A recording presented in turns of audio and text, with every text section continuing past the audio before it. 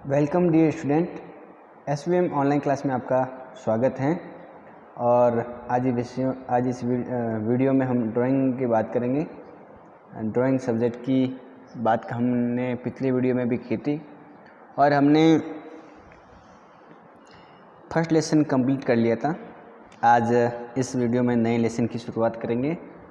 तो आज जो हमारा टॉपिक होगा, वो जो पार्ट होगा, लेसन संख्या 2, और उसका नाम है मुग़ल चित्र शैली। तो आज जो पाठ है हमारा वो होगा 2 नंबर। कौन सा होगा? 2 नंबर, जिसका नाम है मुग़ल चित्र शैली।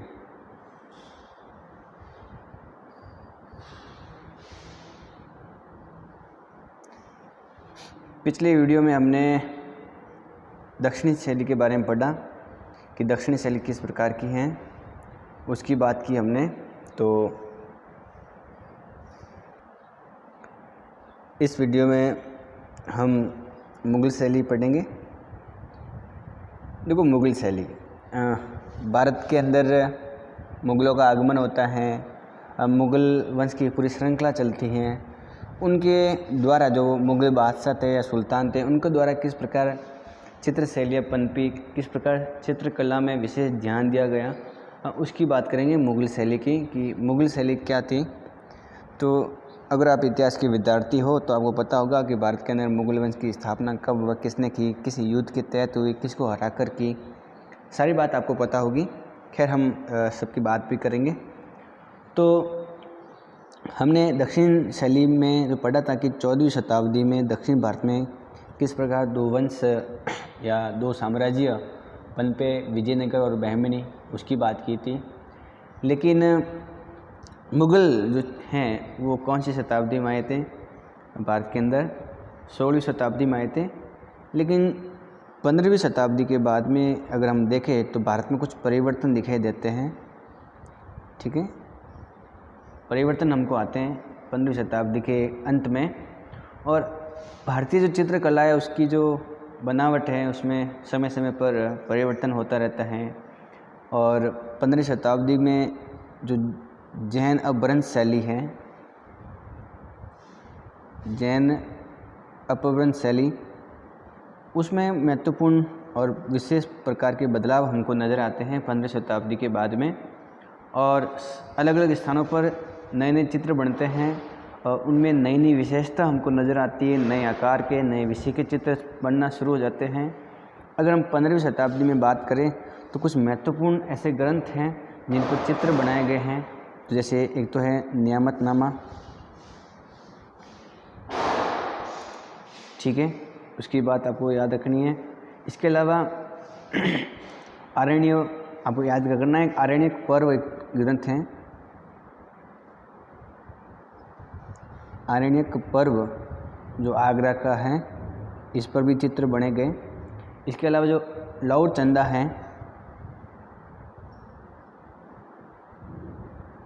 ठीक है, तो ये ऐसे ग्रंथ हैं जो 15वीं शताब्दी में जिन पर चित्र बने, जो जैन शैली के या जैन अपभ्रंश शैली के प्रमुख चित्रों के तहत इनका नाम आता है। महापुराण है एक, तो वो भी हैं। इसके अलावा जो दिल्ली के अंदर शहर है पालम, उसके अंदर एक ग्रंथ है, वहाँ पर एक चित्रित हुआ जिसका नाम था चोर पंचाशिका। चोर पंचाशिका, ठीक है। ये जो दिल्ली के अंदर जो शहर है पालम, वहाँ पर इस प्रकार के हमको उदाहरण दिखाई देते हैं। तो एक बात याद करनी है कि 14वीं शताब्दी के बाद में जो 15वीं शताब्दी है, उसके अंत में हमें अनेक प्रकार के परिवर्तन नज़र आते हैं। उन परिवर्तनों की बात करें तो जैन अपभ्रंश शैली के अनेक चित्र बनते हैं, जैसे नियामतनामा है, आरण्यक पर्व है, लौर चंदा है, महापुराण है, चोर पंचाशिका। ये ऐसे ग्रंथ हैं जिस पर चित्र बनाए गए हैं और इन पर कुछ विशेष प्रभाव दिखाई देता है, अलग अलग विशेषताएँ इसमें नज़र आती हैं। तो ये बात हमने कर ली है। लेकिन 16वीं शताब्दी की बात करें तो उसमें आपको याद रखना है कि 16वीं शताब्दी में किस प्रकार परिवर्तन हमको नज़र आते हैं। तो आपको पता होगा कि 1526 के अंदर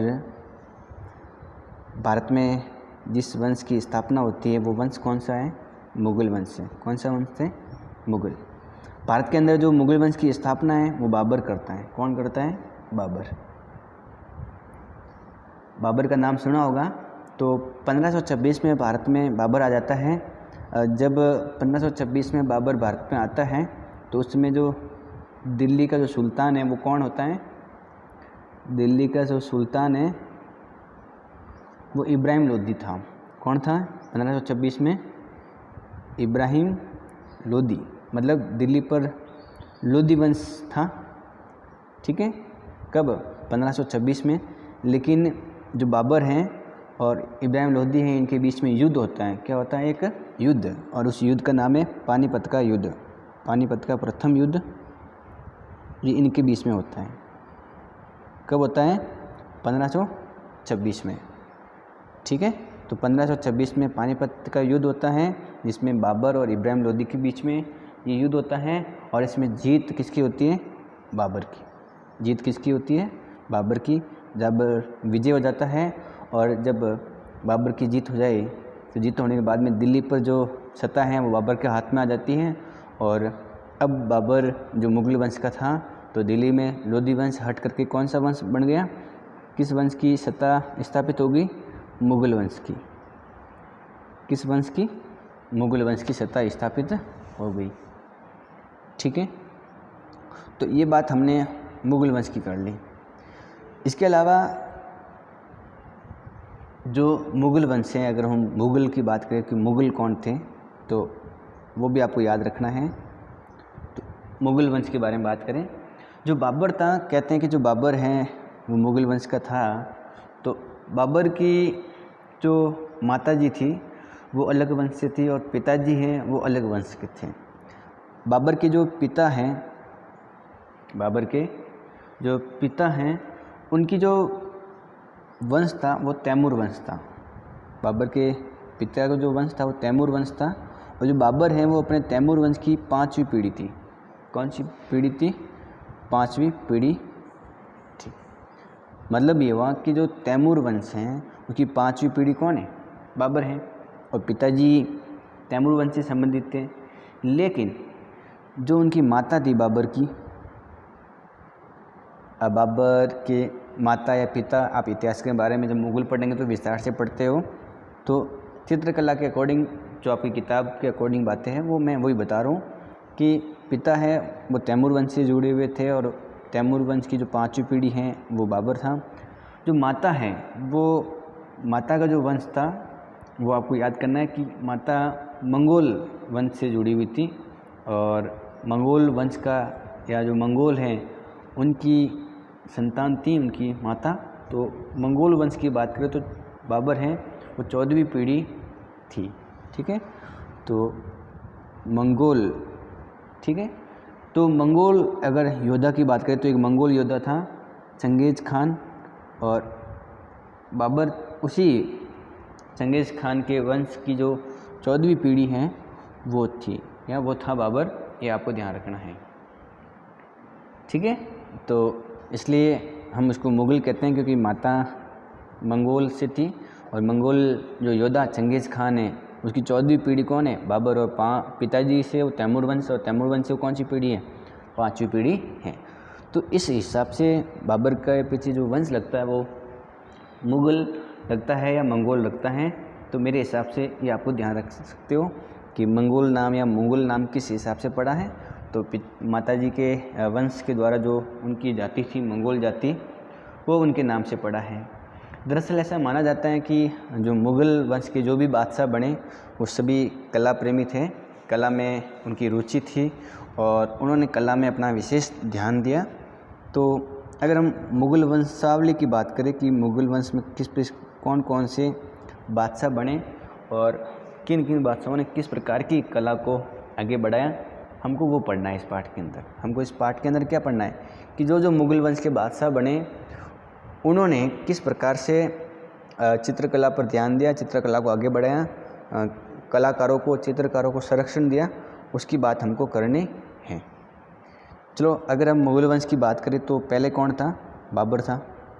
उसके बाद में कौन था? हुमायूं था। कौन था भाई? ये तो आप इतिहास में पढ़ते हो ना, बाबर, हुमायूं। हुमायूं के बाद में कौन था? अकबर। अकबर के बाद में कौन था? जहांगीर या सलीम, ठीक है। और जहांगीर के बाद में कौन था? शाहजहाँ। और शाहजहाँ के बाद में कौन था भाई? औरंगजेब, ठीक है। तो इनका नाम प्रमुख रूप से लिया जाता है। और भी शासक तो और भी बादशाह बने थे, लेकिन ये जो थे इनकी जो एक कड़ी है वो व्यवस्थित रूप से थी। एक अच्छे बादशाह ये थे। लेकिन औरंगजेब तो धार्मिक कट्टर का प्रवृत्ति का व्यक्ति था। लेकिन इसके बाद में जो भी बादशाह बने वो सत्ता की वजह से आपस में लड़ते गए, तो उनका कोई खास नहीं है। लेकिन आप जब हिस्ट्री पढ़ेंगे तो उनके विस्तार से पढ़ेंगे। लेकिन हमको इनके समय, इसके समय, इन बाबर, हुमायूं, अकबर, जहांगीर, शाहजहाँ, औरंगजेब के समय की कला के बारे में पढ़ना है। औरंगजेब के समय तो कोई कला विकसित नहीं हुई है, कला का संरक्षण नहीं मिला है। औरंगजेब ने तो चित्रकारों को अपने दरबार से भगा ही दिया था एक तरह से, तो इसका तो कोई कला है नहीं। हाँ, शाहजहाँ है तो स्थापत्य कला में माहिर था। इसने ताजमहल बनवाया था। तो भारत में अगर हम बात करें तो स्थापत्य कला के जनक हैं। इस प्रकार से इनका जो स्वर्ण काल है वो इसके समय माना जाता है। तो जहांगीर चित्रकला का विशेष ध्यान रखना है आपको। तो मुग़ल के अंदर जो चित्रकला का जो स्वर्ण काल है वो जहांगीर के समय का माना जाता है। अकबर ने भी चित्रकला पर ध्यान दिया, हुमायूं ने भी दिया और बाबर ने भी दिया।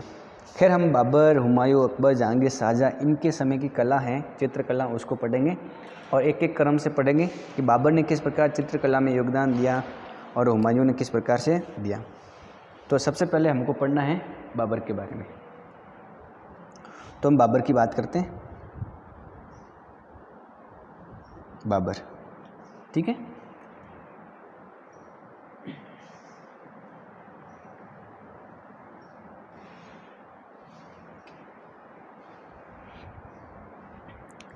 ठीक है, बाबर का जो पूरा नाम क्या है, तो बाबर का पूरा नाम था जहीर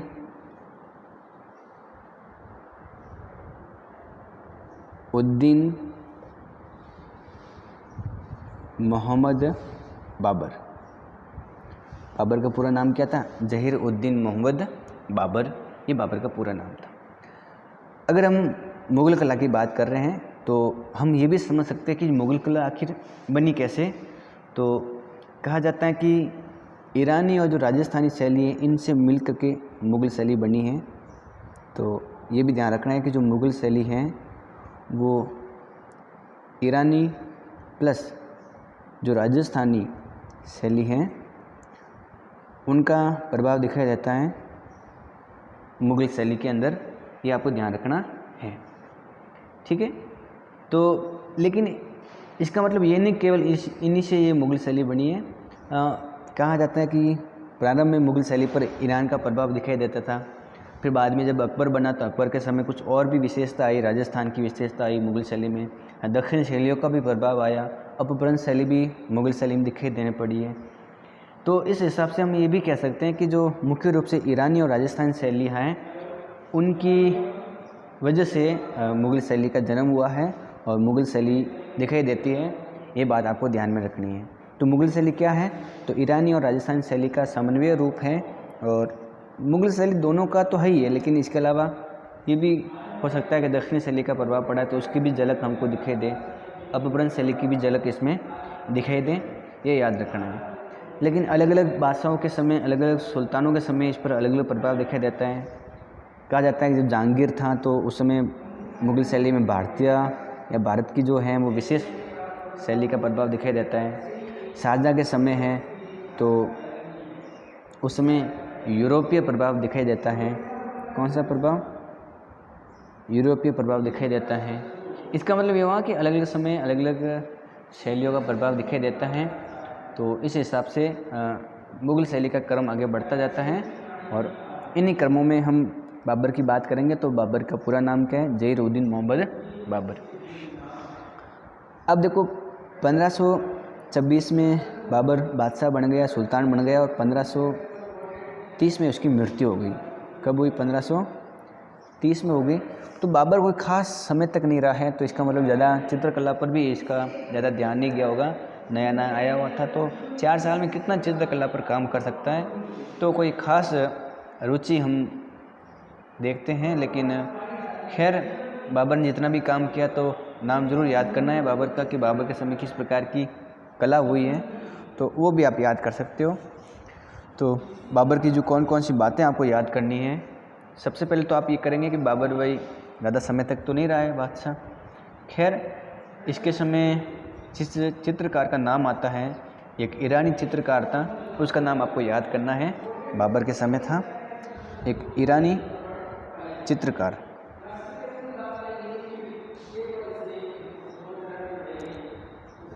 जो ईरानी चित्रकार है उसका नाम है बेहजाज। क्या नाम है? बेहजाज। किसके समय था? बाबर के समय। और इस चित्रकार का कुछ उपनाम था और इसको कहते थे पूर्व का राफेल। पूर्व क्या बोलते थे? राफेल। राफेल का नाम सुना है ना? तो पूर्व का राफेल किस चित्रकार को कहते थे? बेहजाज। ये जो ईरानी चित्रकार था, ये आपको ध्यान रखना है। और इनके समय, बाबर के समय इन चित्रों का जिक्र आता है, तो एक का ये नाम याद करना है। इसके अलावा बाबर के समय एक और चित्रकार था जिनका नाम था शाह मुजफ्फर। शाह मुजफ्फर। मैंने 2 चित्रकारों का नाम बताया आपको, इन दोनों का नाम याद करना है आपको। एक तो ईरानी चित्रकार कौन है? बेहजाज, जिसको क्या कहते थे? पूर्व का राफेल। पूर्व का राफेल का मतलब क्या होता है? देखो, जैसे राफेल है वो यूरोपीय देश के अंदर एक चित्रकार था, और वैसी वैसी उपमा इस बेहजाज को मिली थी। ठीक है, जैसे अगर कोई यूरोप के अंदर कोई उपमा मिलती है तो हम कहते हैं कि यूरोप हमारे किधर है? भारत से पश्चिम दिशा में है। ठीक है, और अगर यूरोप के हम बात करें तो यूरोप में अगर कोई देश है तो भारत किस तरफ है? पूर्व के अंदर है। किस तरफ है भारत? पूर्व की तरफ है। यूरोप के देशों के लिए क्या, जैसे इंग्लैंड के लिए भारत किधर है? पूर्व की तरफ है। ठीक है, तो इंग्लैंड भारत के लिए किधर है? पश्चिम दिशा में है। तो यूरोप में अंदर जो राफेल एक चित्रकार था, उसकी उपमा है वो बेहजाज से दी जाती है। तो पूर्व का जो राफेल है वो किसको माना जाता है? बेहजाज को माना जाता है, जो ईरानी चित्रकार था। किसके समय था? बाबर के समय था। किसके समय था? बाबर के समय था। और बाबर के समय एक और चित्रकार था, इसका नाम था शाह मुजफ्फर। क्या नाम था? शाह मुजफ्फर। ठीक है, दरअसल बाबर के समय था, तो ये जिक्र हमको कैसे पता लगता है कि बाबर के समय चित्रकार थे? तो बाबर की जो आत्मकथा है उसका नाम है तुजुक ए बाबरी। तुजुक ए बाबरी, ये बाबर की आत्मकथा है। इसको बाबरनामा भी बोलते थे, बाबरनामा। ठीक है, तो बाबर ने अपनी आत्मकथा बाबरनामा या तुजुक ए बाबरी में इन 2 चित्रकारों का क्या किया है? जिक्र किया है। तो 2 चित्रकारों का नाम आप याद करेंगे। जो पूर्व का राफेल कहलाता था, शाह मुजफ्फर, तुजुक ए बाबरी, बाबरनामा में याद रखना है। ठीक है, तो ये बात आपको ध्यान में रखनी है। तो बाबर का पूरा नाम जहीर उद्दीन मोहम्मद बाबर। मुग़ल शैली अगर बात करें तो ईरानी और राजस्थानी शैली के प्रभाव से बनी है। उनका प्रभाव मुग़ल शैली में दिखाई देता है। ठीक है, 1526 के अंदर भारत में मुग़ल वंश की स्थापना होती है। बाबर बादशाह बनता है और 1530 में बाबर की क्या हो जाती है? मृत्यु हो जाती है। ये आपको ध्यान रखना है। इसके अलावा ईरानी जो चित्रकार हैं, पूर्व का राफेल वो बेहजाज हैं, और शाह मुजफ्फर बाबर के समय हैं। क्वेश्चन आपके आ जाए कि भारत के अंदर बाबर के समय कौन से 2 चित्रकारों का उल्लेख आता है? तो बेहजाज का और शाह मुजफ्फर का। तो मेरे हिसाब से ये आपको याद रखना है, तो ये आप अच्छी तरह से याद कर सकते हो। तो बाबर की इतनी बातें। अब हम बाबर के बाद में बाबर का जो बेटा हुमायूं है, उसके समय की चित्रकला के बारे में पढ़ेंगे।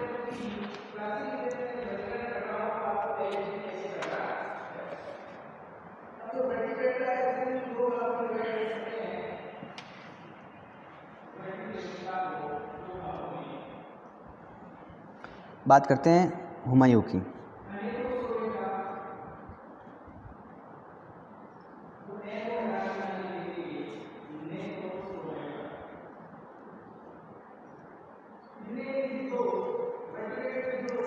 हुमायूं का नाम ज़रूर सुना होगा आपने। बाबर का जो बेटा था उसका नाम क्या था? हुमायूं।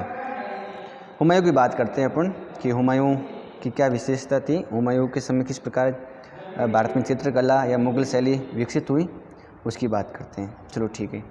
अब देखो, बाबर का सबसे बड़ा बेटा था। हुमायूं का जो शासनकाल माना जाता है वो माना जाता है 1530 से लगाकर 1556 तक। लेकिन इसके बीच में शेरशाह सूरी भी आता है, लेकिन सामान्य हम माने तो 1530 से लगाकर 1556 तक। लेकिन इसके बीच में 1540 से लगाकर 1555 तक हैं, वो सूरी वंश का यहाँ पर रहता है, दिल्ली पर अधिकार। तो तब तक 1530 से लगाकर अगर हम मुग़लों की बात करें तो हुमायूं का नाम आता है, ये आपको ध्यान रखना है। तो इनका शासनकाल इतना रहा। खैर, हमको शासनकाल के अलावा इनके समय की कला पढ़नी है। तो अगर हुमायूं के पूरे नाम की बात करें तो हुमायूं का पूरा नाम क्या था? नसरुद्दीन हुमायूं। नसरुद्दीन हुमायूं, ठीक है, नसरुद्दीन हुमायूं। अब जो हुमायूं हैं उसके समय भी कला ज़रूर विकसित हुई है, लेकिन हुमायूं का जो शासनकाल है वो संघर्षपूर्ण रहा है। उसको भागना पड़ा दिल्ली से, फिर ईरान जाना पड़ा, ईरान के जो शाह है उनसे मदद लेनी पड़ी। तो वो बात भी आपको ध्यान रखनी है। कहा जाता है कि हुमायूं अपने सेना के साथ में भी चित्रकार रखता था। हुमायूं अपने सेना के साथ में, अपनी फौज के साथ में क्या रखता था? चित्रकार रखता था। इतना कला प्रेमी शासक था हुमायूं कि वो अपने सेना के साथ में, या अपने सेना को जिसको लश्कर कहते हैं, उसके साथ में क्या रखता था? चित्रकार को रखता था। ये बात आपको ध्यान में रखनी है। जब शेरशाह सूरी ने हुमायूं पर आक्रमण किया तो हुमायूं को दिल्ली छोड़ना पड़ा और वो कहाँ चला गया? ईरान चला गया। कहाँ चला गया हुमायूं? ईरान।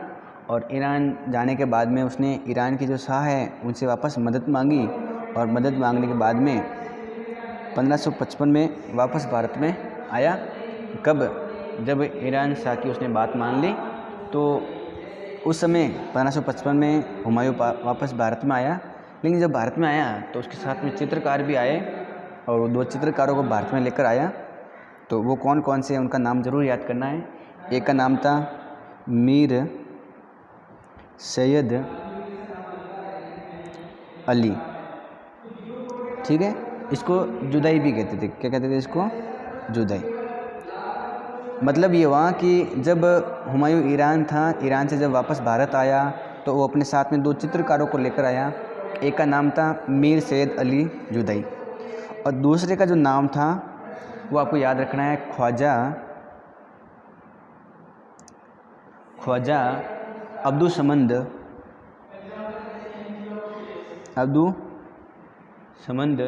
शिराजी, ठीक है। ख्वाजा अब्दुसमद शिराजी, मीर सैयद अली, ये 2 क्या हैं?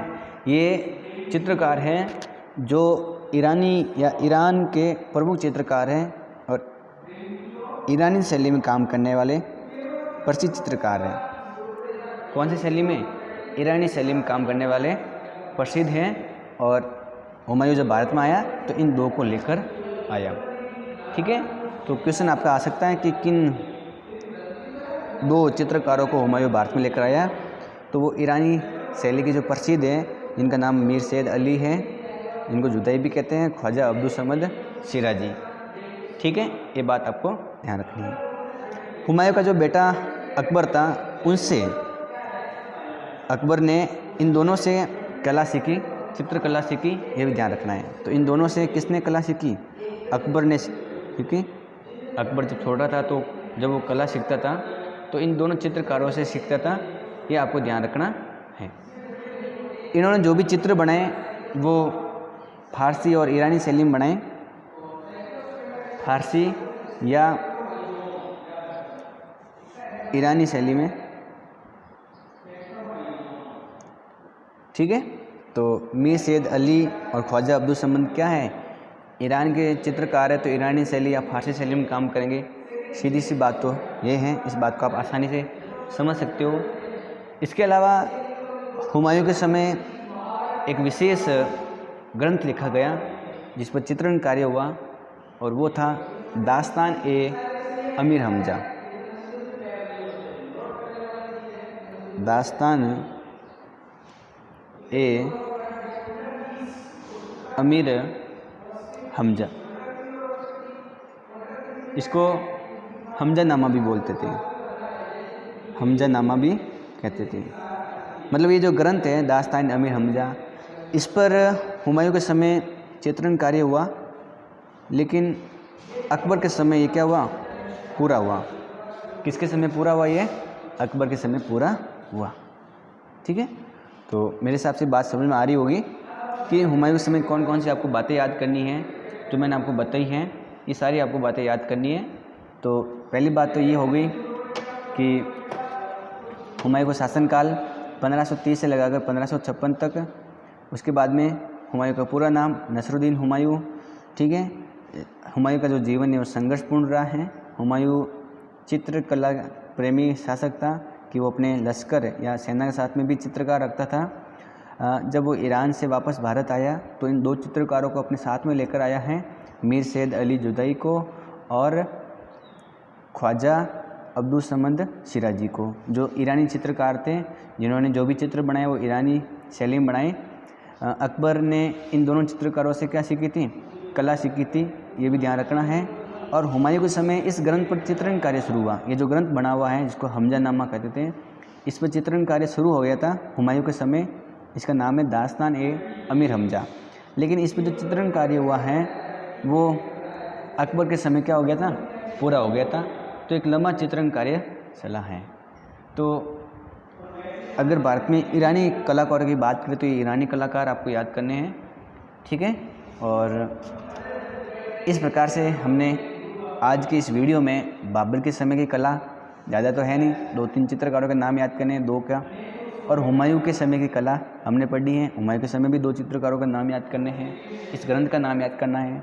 बाबर के समय में तुजुक ए बाबरी बाबरनामा बताया, हुमायूं के समय दास्तान ए अमीर हमजा बताया।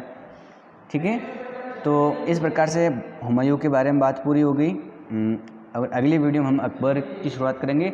अकबर का टॉपिक थोड़ा बड़ा है, अकबरकालीन कला की शैली, विशेषता और चित्रकारों के बारे में पढ़ना है, तो वो अगली वीडियो में पढ़ेंगे।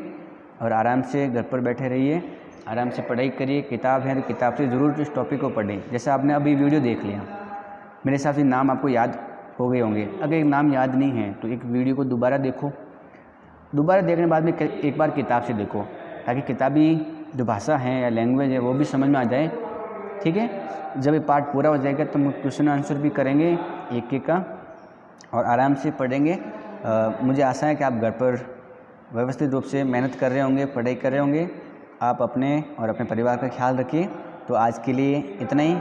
आप सभी का वीडियो में बने रहने के लिए बहुत बहुत धन्यवाद।